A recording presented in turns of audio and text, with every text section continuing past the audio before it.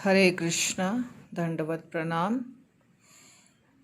अपि चेदसि पापेभ्यः सर्वेभ्यः पापकृत्तमः सर्वं ज्ञानप्लवेनैव वृजिनं संतरिष्यसि।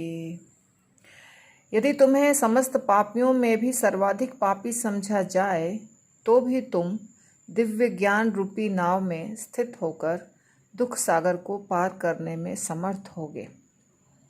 भगवद गीता अध्याय 4 श्लोक संख्या 36। श्रील प्रभुपाद की जय। इस दुनिया में हर व्यक्ति दुखी है। इस दुनिया को दुखों का सागर कहा जाता है। हर व्यक्ति कोशिश कर रहा है दुखों को दूर करने की और दुखों से छुटकारा पाने की। इसीलिए दुनिया में इतने प्रकार की सुविधाएं दी गई हैं, बनी हैं। तरह तरह के मशीन्स बने हैं, तरह तरह के गाड़ी मोटर बने हैं, तरह तरह के हॉस्पिटल्स बने हैं, डॉक्टर्स हैं, ताकि हम सबका दुख कम हो। परंतु सारे शास्त्र, सारे महात्मा बताते हैं कि दुखों का असली कारण है अज्ञानता। व्यक्ति दुखी होता है क्योंकि उसे ज्ञान नहीं है, दिव्य ज्ञान नहीं है, भगवत ज्ञान नहीं है, आत्मा का ज्ञान नहीं है, परमेश्वर का ज्ञान नहीं है, कर्म का ज्ञान नहीं है।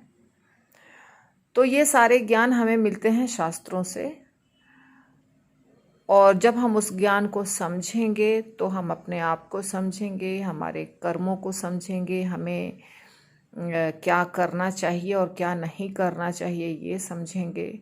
और यदि हम उस रास्ते पर चलेंगे तो हम अपने आप दुख के सागर को पार कर जाएंगे। मतलब इस दुनिया में जो प्रॉब्लम्स हैं उससे छुटकारा मिल जाएगा।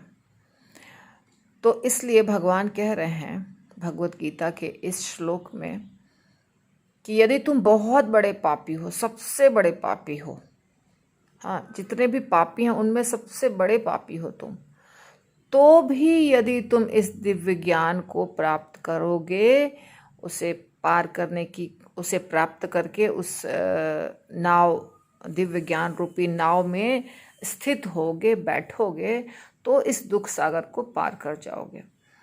तो भगवान ने भगवद गीता में हर वो चीज़ दी है जो हमें जानना चाहिए और मनुष्यों के लिए अति आवश्यक है। तो बहुत सिंपल श्लोक है, भगवद गीता के 4 अध्याय का 36 नंबर श्लोक आप लोग देख सकते हैं।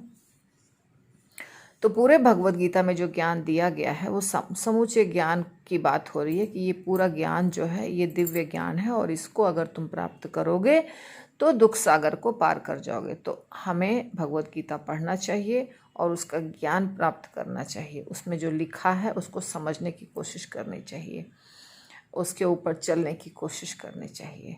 हरि बोल। दंडवत प्रणाम।